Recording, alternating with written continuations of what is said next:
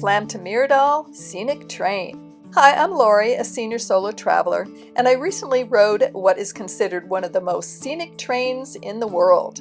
I took the hour-long train from Flam to Myrdal in Norway.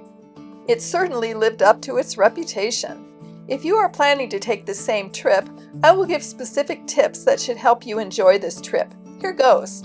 I had spent the night in Flam at the end of a disappointing day cruising the fjord to Flam. What should have been a scenic cruise was hampered by rain and fog, so I was very pleased when I woke from my hotel in Flam to find no rain and crisp air. Yes, there was still fog, but by the time the train took off at 8:20 a.m., it had thinned. I arrived to the train about 40 minutes before boarding, which was definitely overkill, but I thought the train would be crowded and I wanted to get a good seat. Perhaps it is more crowded later in the day, but at 8:20 in the morning, there weren't many passengers. I was the first in line and immediately walked to the farthest car. This turned out to be a good choice because there were fewer people.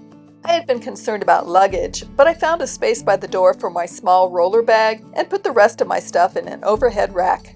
My research had suggested getting a seat on the right side, so I picked a spot facing forward by the window. My advice to you would be to do this too, although pick a seat that has a window which opens. I hadn't considered this when I first sat down, but later moved to one that did, so that I could take unobstructed pictures without having to shoot through the glass. The views are best on the right side at the beginning and end of the trip, but are better on the left during the middle. Fortunately, there were so few people on the train in my car that I was able to bounce between one side and the other.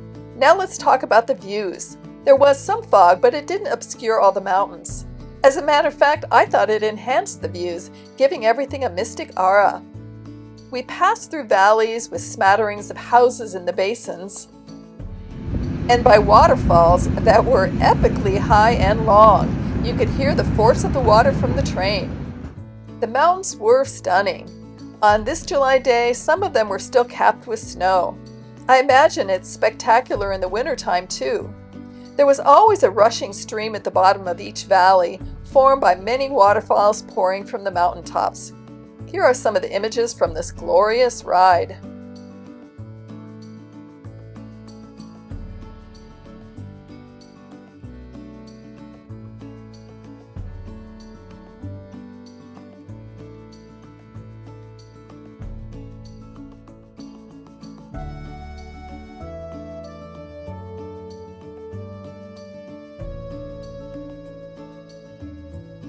At one point we stopped at the Kiosfasen waterfall and everyone scrambled off in a rush to get selfies by the falls.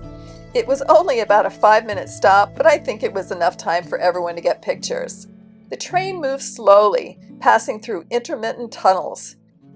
Towards the end of the trip, there was a long, scaffolded tunnel, but you could still see the mountains through the fog. We eventually stopped at Vatnahelsen, and a few people got off. I assume they were hikers because there wasn't much there. Quickly after that was the final stop at Myrdal. There's a comfortable waiting area at the train station with a snack bar to grab some food.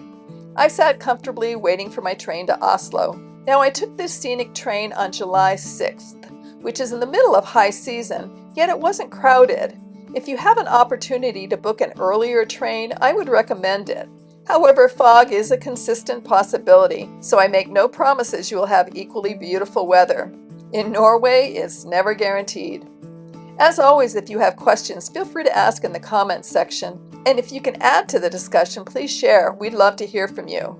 For senior and solo travelers, this was a safe, friendly, easy, and epic trip.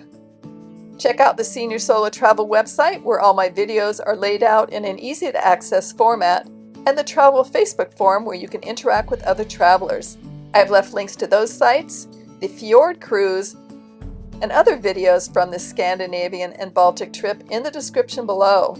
And if you'd like to follow my senior and solo travel journeys, please like and subscribe. Next stop, Stockholm, Sweden.